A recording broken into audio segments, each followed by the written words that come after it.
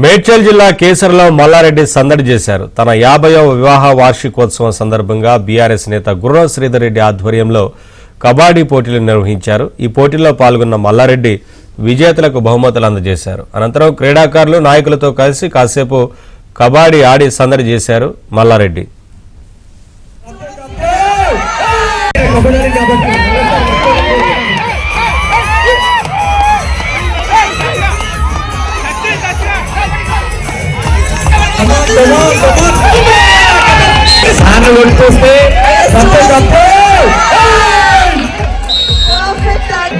జాగ్రత్తగా ఈ ఏజ్ లో కూడా వాళ్ళ పర్ఫార్మెన్స్ వాళ్ళ ఇంట్రెస్ట్ ని గుర్తించాలి.